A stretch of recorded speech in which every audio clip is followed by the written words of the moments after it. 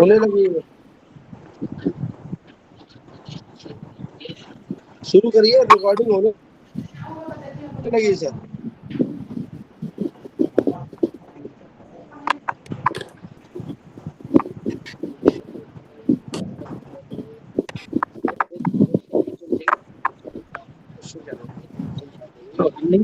ये शुरू कराइए। लिंक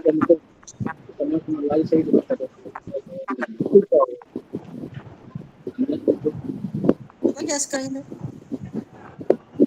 भैया, सब मेंबर्स आगे शुरू कराइए।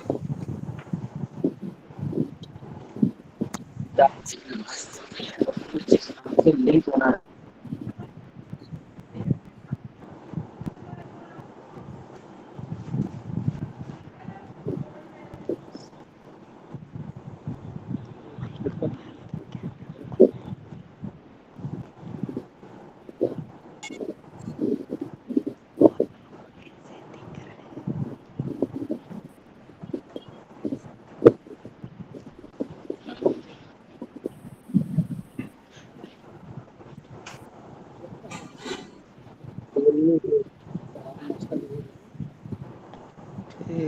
कितने कैंडिडेट हैं अभिषेक जी? एक ही है एक ही है। जी। नाम बताओ भैया, किसका इसका होना है आप सब जो कैंडिडेट है उसका नाम। प्रणाम सर। प्रणाम। आपका होना मुकुट जी। हाँ, आप नाम बताइए, आपका नाम क्या है? ग्रुप मेरा नाम नाम है ध्रुव इनका सिंह। ग्रुप।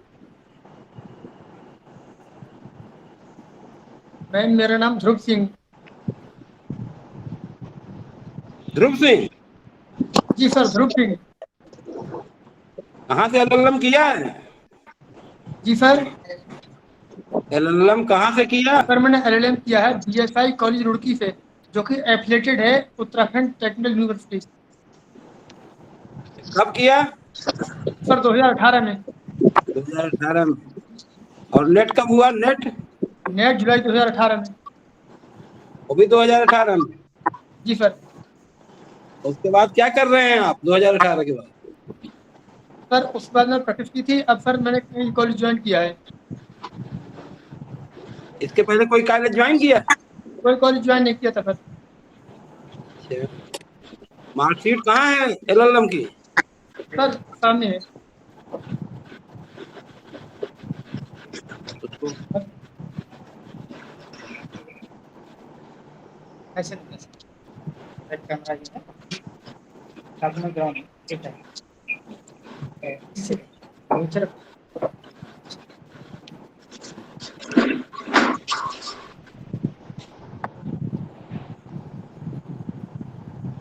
और नेट की कहाँ है? नेट की सर।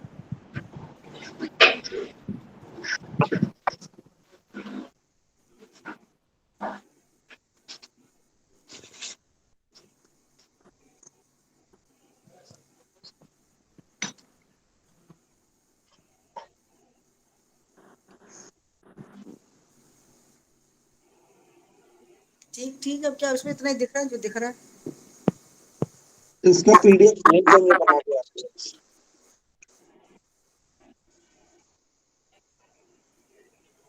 क्या सब्जेक्ट पढ़ाएंगे आप? Ma'am IPC. आईपीसी पढ़ाओगे? जी मैम। सबसे पुराना कानून भारतवर्ष में सबसे पहला कानून कौन सा बनाया गया? कुछ पूछो आईपीसी में। अभी ध्रुव सिंह जी, जी सर। भारत में सबसे पहला कानून कौन सा बनाया गया? Sir Indian penal code. भैया फोटो दिखाइए, आप आ नहीं रहे। मुकुट जी आप अरे ध्रुव जी को सामने तो लाइए। ध्रुव जी कहाँ है? इधर आइए, चेहरा कहाँ है भाई, दिखाइए। कैंडिडेट कहाँ है? ध्रुव जी इधर आइए, कैंडिडेट सामने तो आओ फेस देखो। दिखाइए अपना आप। सर कैमरा ठीक कर रहा हूँ। Yes sir.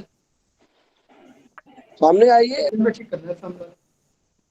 हेलो प्रणाम सर। अरे ध्रुव जी के सामने आइए ना, आओ कॉपी ना। का कराएंगे। ला रहा हूँ, एक सेकंड।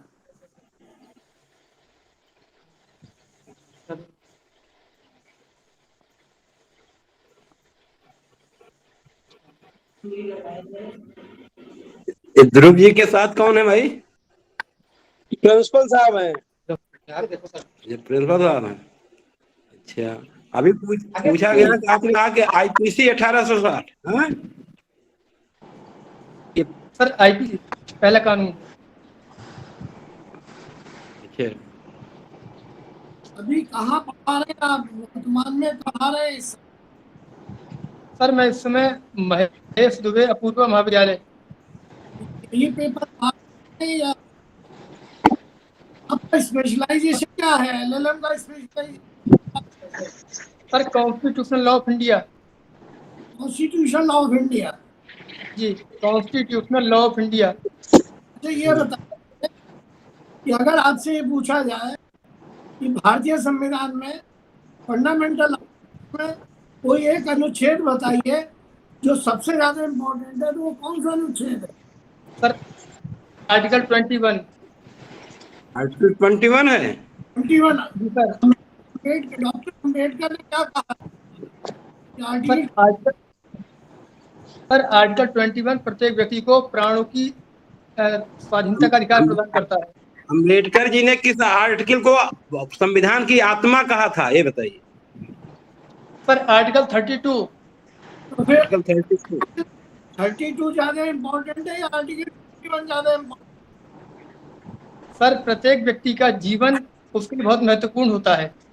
यदि हमारा जीवन से जुड़ा अधिकार ही नहीं होगा तो हम शेष आर्टिकल क्या करेंगे? सर आर्टिकल 21 होगा भी, अगर 32 से लागू ही नहीं करा पाए तो 21 का महत्व क्या रह गया?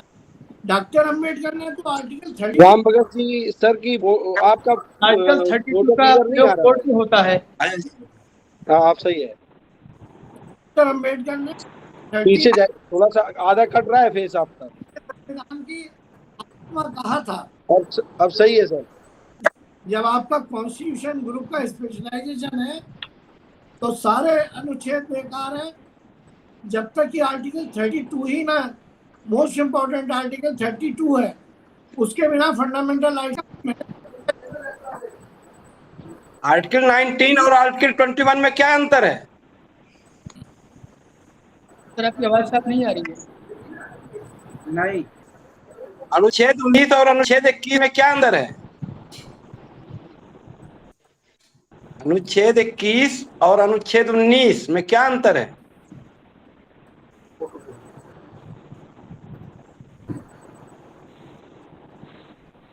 कैंडिडेट की फोटो को आ रही है बेटा।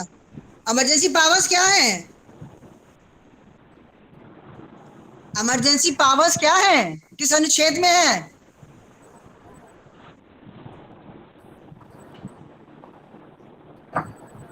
कैंडिडेट से कहिए कि सीधे हमें कैमरे पे फोटो नहीं आ रही। सर आपातकाल 256 आर्टिकल में है, सर 356 में। क्या है, डिफाइन करो क्या है, कब कब लगाया जा सकता है, इमरजेंसी पावर कब लगती है? सर इमरजेंसी पावर किसी भी देश का संवैधानिक तंत्र विफल होने पर लगाई जा सकती है और किसी भी देश पर वित्तीय संकट समाप्त होने पर, युद्ध अथवा बाह्य आक्रमण होने पर लगाई जा सकती है।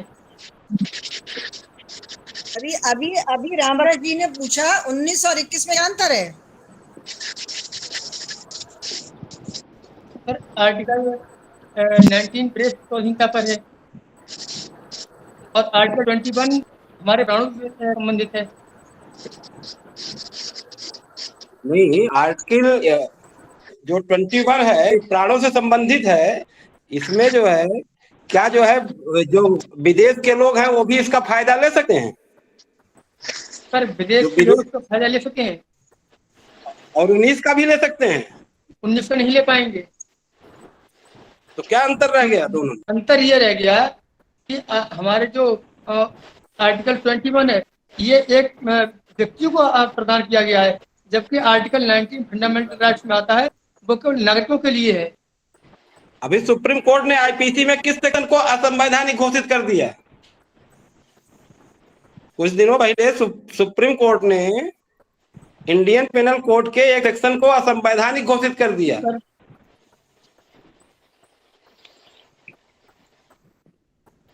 मिश्रा जी चले गए शायद। 497 का नाम सुना है? हाँ जी सर, सुना है। किसके बारे में?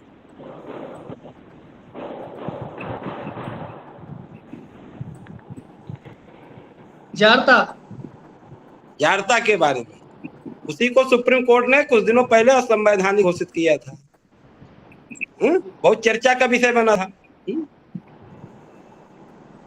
अच्छा, तो ये कॉमन इंटेंशन और कॉमन ऑब्जेक्ट में क्या अंतर है?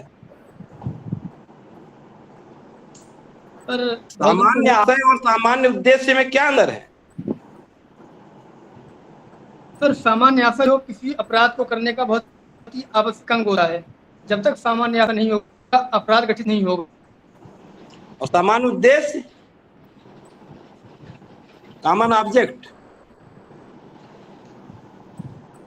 सामान्य आशय किस सेक्शन में दिया गया है? 34 और कॉमन ऑब्जेक्ट 149। तो दोनों में कुछ अंतर होगा ना। अपराध तो दोनों होते हैं। अपराध तो 149 में भी होता है, अपराध 34 में भी होता है।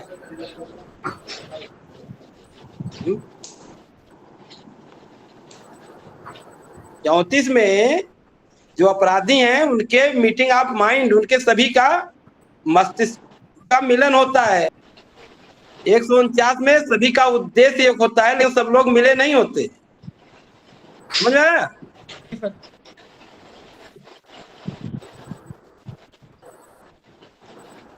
अच्छा,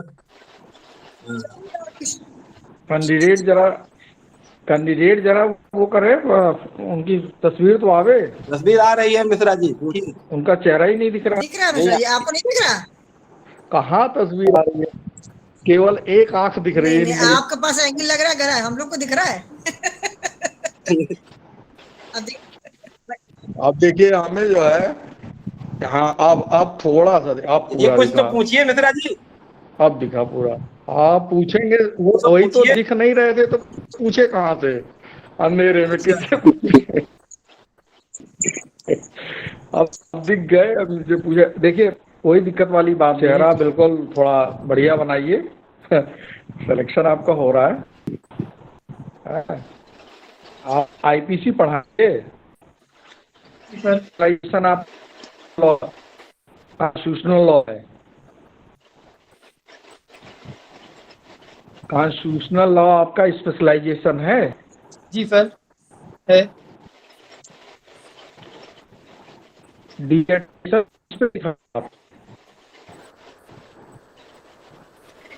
अब क्वेश्चन साफ नहीं है जी। क्वेश्चन शायद उन तक पहुंच नहीं पाए। डिजर्टेशन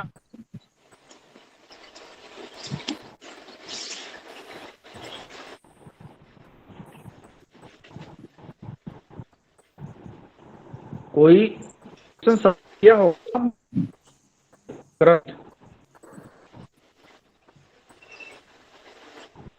आप सुपरवाइजर थे?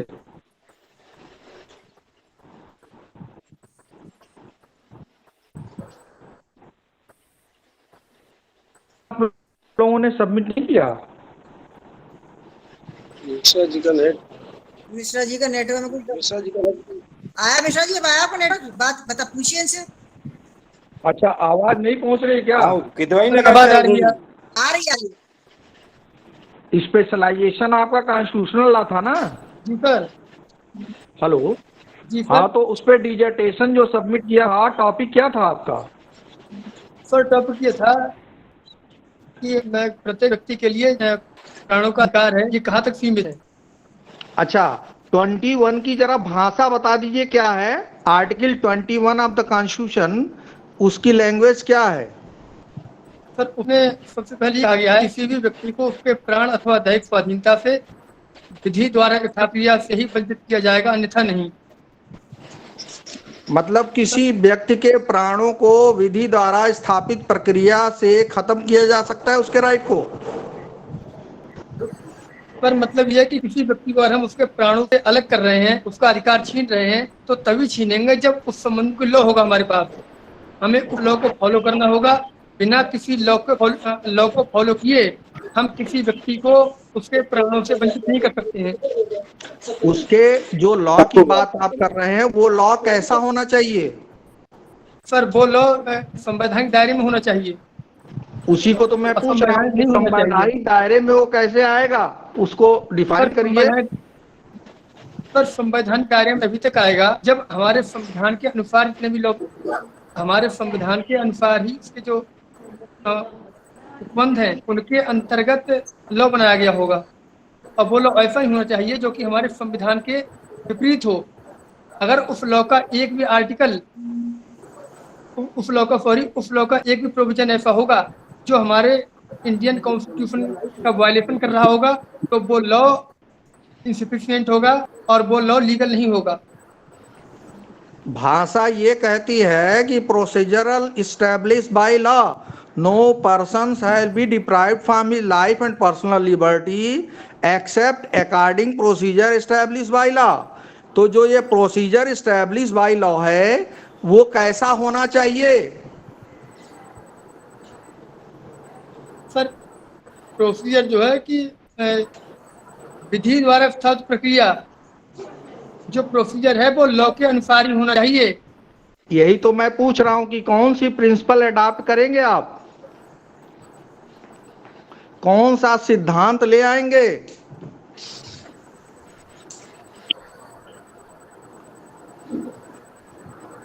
कौन से सिद्धांत से उसको जस्टिफाई करेंगे?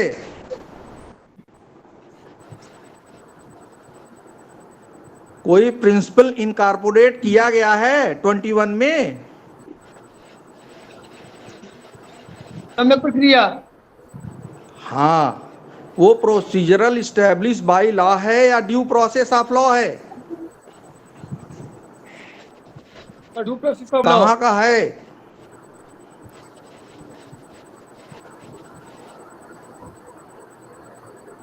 ब्रिटेन।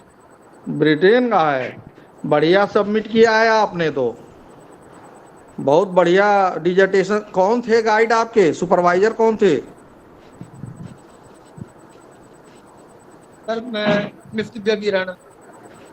लीडिंग केस कौन सी है? अरुणा रामचंद्र शानबाग। शानबाग का केस है लीडिंग में। भाई कमाल के डिजर्टेशन है आपके, अब सामने होता तो देखा भी जाता। और क्या बताएंगे? अब आईपीसी में चलते हैं फिर। आईपीसी में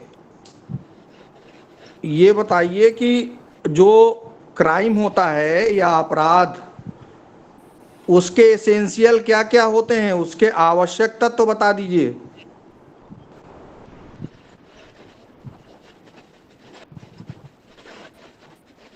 सामान्य आप है सर, सबसे पहले एक या अधिक व्यक्तियों का मिलन, एक से अधिक व्यक्तियों का मिलन होना चाहिए।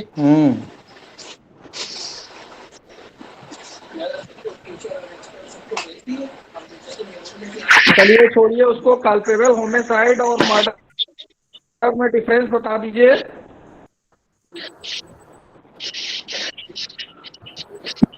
आपराधिक मानववध और हत्या में अंतर बता दीजिए।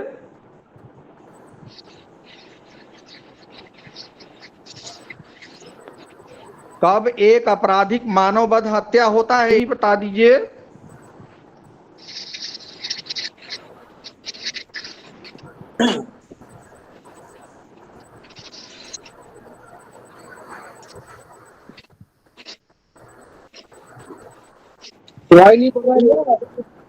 अभी एडल्ट्री की बात चल रही है। एडल्ट्री में पुरुष को ही क्यों बनाया जा रहा है दोषी?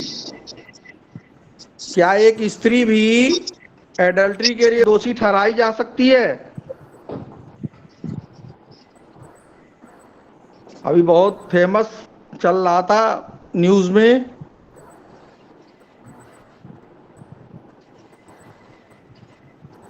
घबरा तो नहीं रहे?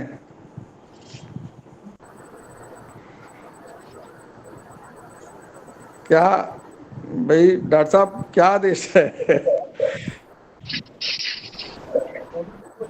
हमने तो पूछा, इन्होंने कुछ बताया नहीं।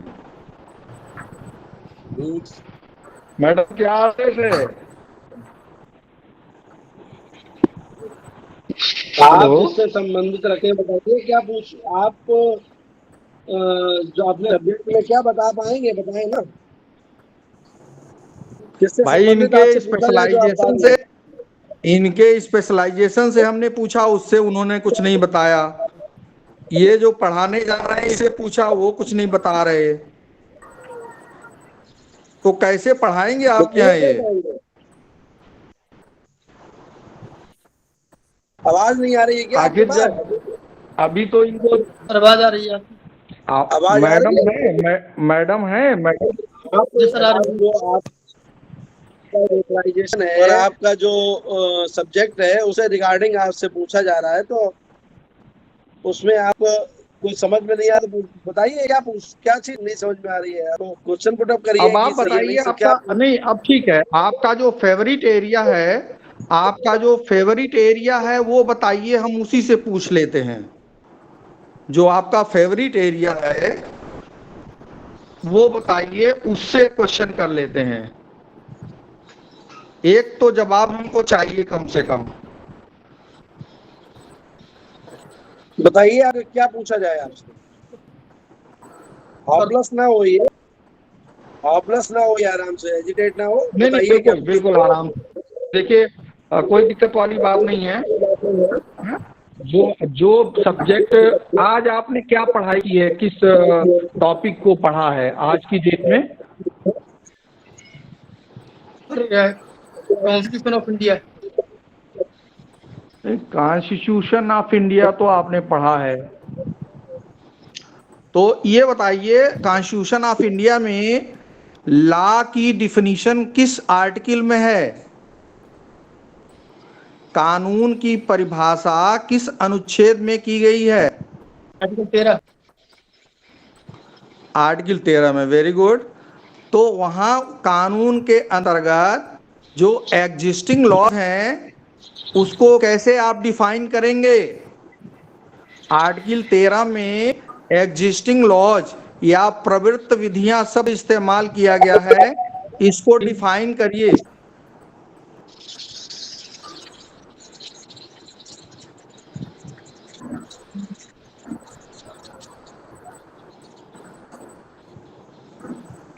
कैंडिडेट की शक्ल तो दिख ही नहीं रही, आप इंटरव्यू कैसे लोगे सर? कैंडिडेट कहाँ है?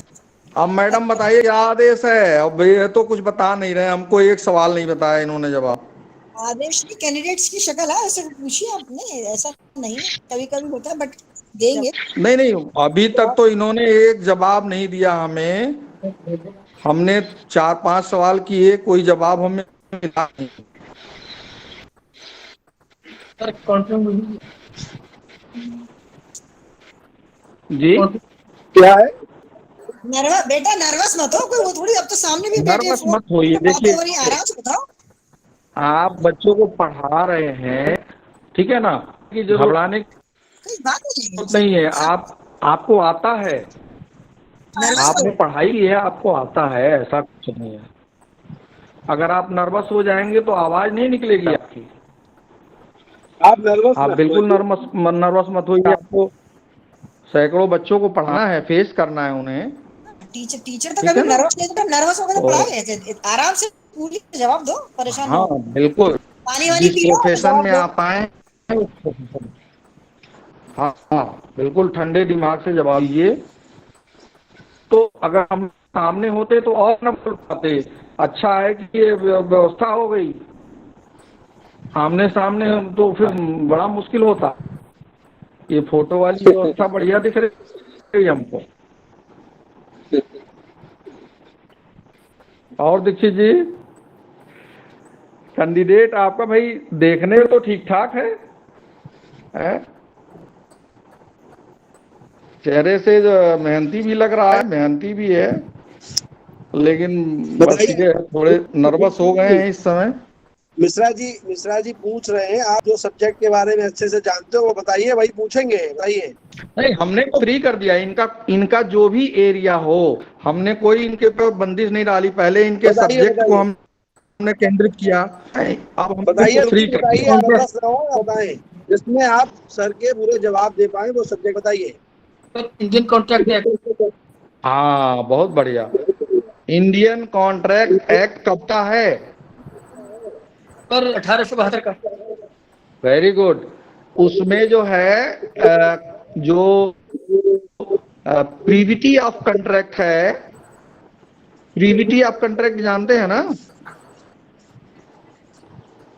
नहीं, छोड़िए, वो थोड़ा कठिन होगा। सेक्शन 2D की परिभाषा बता दीजिए। मिश्रा जी, कैंडिडेट की शक्ल तो आने दीजिए। शक्ल हमारे पास आ रही है। नहीं आ रही है। हाँ, हमारे पास आ रही है। आप भी पूछ रहे हैं हाथ फेस कट रहा है, मिश्रा जी का हाथ फेस कट रहा है।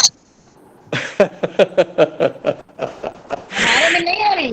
तो वो थोड़ा सा इनका फेस इधर उधर करिए, जरा सा हाथ से जूम आउट करके। हाँ, जूम आउट करके करिए, तभी आएंगे ये। हमको भी नहीं दिख रहे थे, तो जब जूम आउट किया है तो आ गए हैं ये। हमको तो कोई नहीं दिख रहा सिवाय आपके। चलिए, आप तो दिखने चाहिए। हाँ, बस बाकी लोग कोई नहीं दिख रहा, हम और आप बस दिख रहे हैं इसमें कैमरे में। चलिए कंसिडरेशन सवाल। की परिभाषा करो बेटा, प्रतिफल की परिभाषा करो।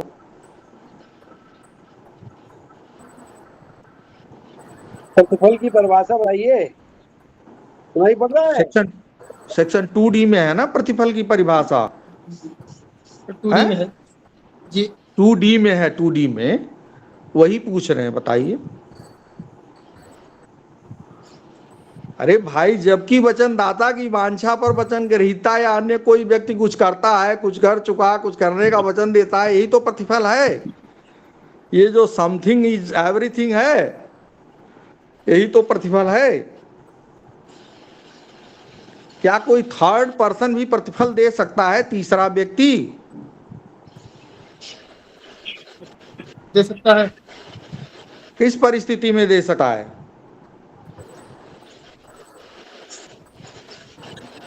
जो संज्ञा का पक्षकार नहीं है, प्रतिफल दे सकता है?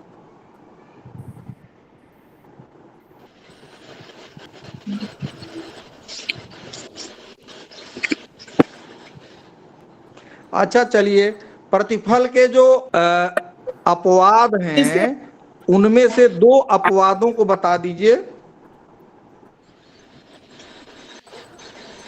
प्राकृतिक प्रेम। हाँ, good. Natural love and affection, ये है पूरा। आगे।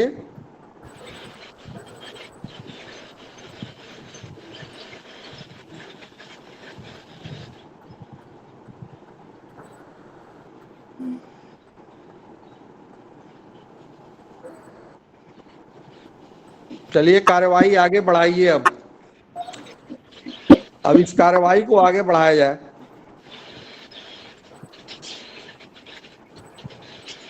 चलिए, हो गया अब क्या है? ठीक है, हाँ हाँ, हो गया।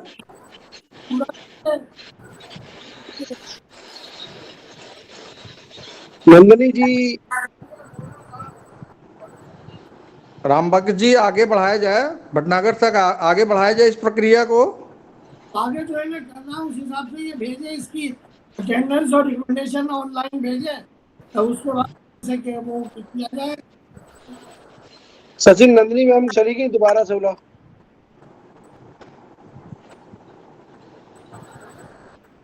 ये आगे की प्रक्रिया, इसके बाद अब क्या होना है सर, भटनागर सर?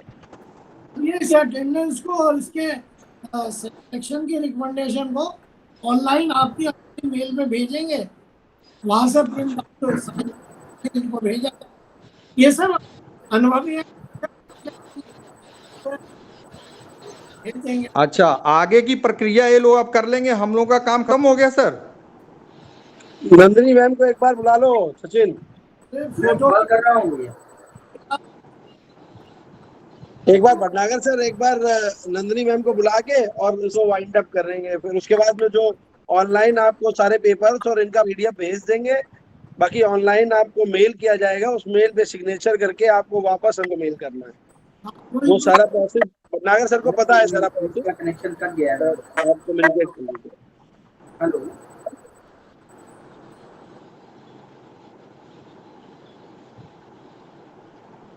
एक बार मैम को बुला लो और उसके बाद में वाइंड अप हो जाए। बुला लो।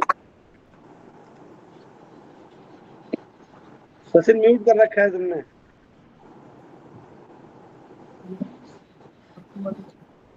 सचिन तुम्हारा म्यूट हो रखा है। मैम को एक बार बुला के उसके बाद में क्लोज करना है, तो नहीं तो वो अधूरे लोग रह जाएंगे।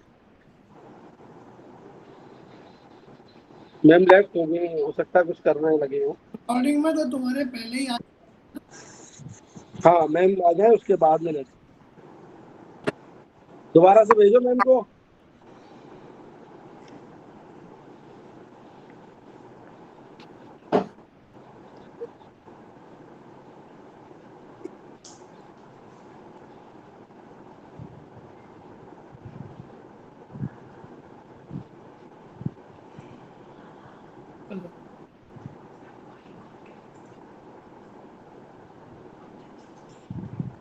सचिन तुम्हारा वो म्यूट है, बात हो गई मैम से?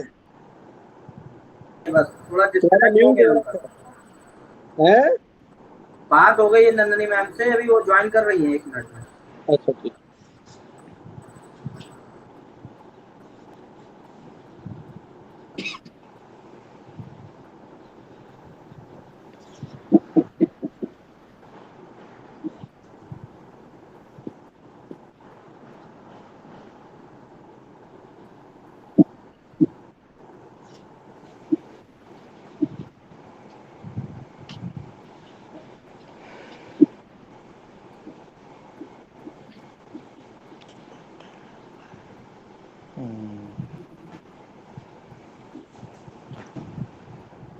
जी आ गई है मैम।